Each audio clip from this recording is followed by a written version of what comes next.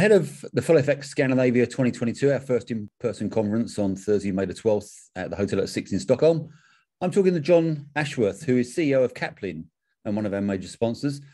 John, nice to see you on this call, and it'll be even nicer to see you in person on Thursday. It has been a long while. Very good to see you, Colin. Yeah, yes. Congratulations on the full FX, and it's great to be about to see people in real life again. Yes, I think there's a lot of people can't wait for that one. Yeah, John, I wanted to talk to you briefly today about what's your perspective, what's going on in Scandinavia in particular. But obviously, the world is coming out of a pandemic at various paces. This has meant a lot of business as usual. Has Scandinavia been any different to that? Part of my reason to come out here, apart from to see you guys, is to come and find out.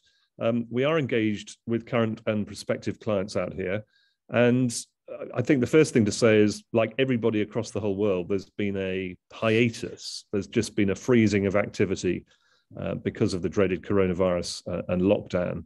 Banks, by and large, did an amazing job getting operationally fit very quickly, having cold sites, warm sites, working from home sites, so they could continue to trade and support their customers.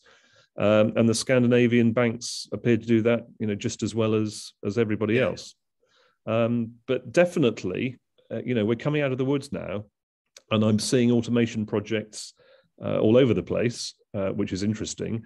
I've always felt the peculiarities or the special factors about Scandinavia are to do with the fact that there are so many countries in such a small geographical area who will trade with one another.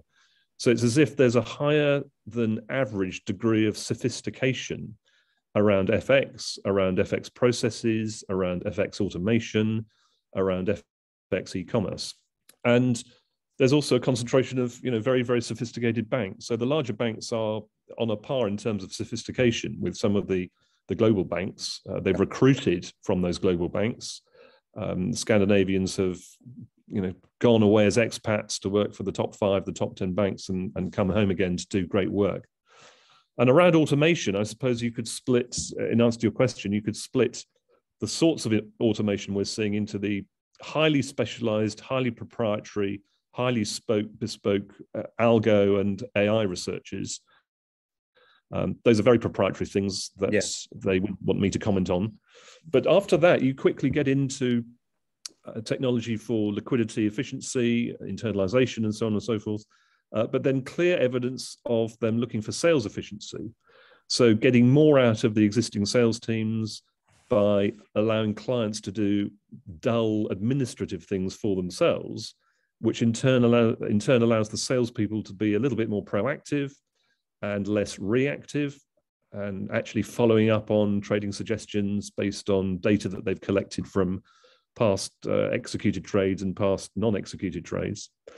So yeah, client retention, sales efficiency, definitely missions around that. And also an age-old problem, really, looking at mixing the channels of payments to high-end retail, low-end corporate, and the FX desk itself. There's an emphasis on merging those things and making those things look much more seamless. So across the board, I think many common themes. But Scandinavia, I think, does enjoy a better than average sophistication around FX. Yeah, your payments thing is quite interesting because obviously that's within a bigger picture of the world's authorities looking at how we make payments and FX settlement more efficient as well. And I guess Scandinavia probably could lend quite a bit of expertise to that. I'm certain that's true, and they have well-developed retail systems, and there are some interesting initiatives around banks sharing some of those platforms, banks asking themselves what they're actually for and what is their principal asset. The principal asset is their client franchises, obviously, and therefore their credit relationships and everything else. But they have a lot of retail customers and retail customers who are becoming much more sophisticated about how they consume financial products and what they expect of the bank. And interestingly, what the lockdown did do was accelerate the adoption of retail mobile apps amongst individuals. It's very interesting looking at the age demographic. Older people tend to be slower to take these things up than younger people, but there's definitely an acceleration throughout lockdown. And that then in turn, because people will go to their trusted advisor or the people they can trust, there may be some fabulous, disruptive, ankle-biting fintech apps that are potentially going to steal franchise from the banks. But actually, the majority of customers, it turns out, look to their trusted advisor and the people with whom they have their savings and loans and mortgages. Yeah. So there's a great opportunity for the banks to cling on to the thing they've already got. And we're seeing evidence of that too.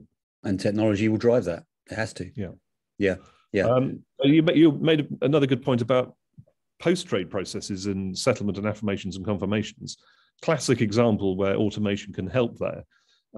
Eliminating rekeying errors, improving the service levels, reducing the time taken to get those processes done, but also helping banks be perceived as automated and digitized because the customers also suddenly having a better experience at those hitherto dull and manual processes.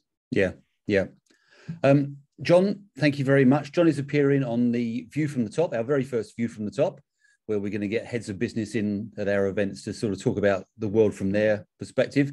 And he's also brave enough to then go into Ask the CEO, which effectively is an Ask John Anything question. So all those people that know John well, you want to ask him a tricky question, just email me now and we'll make sure it gets asked.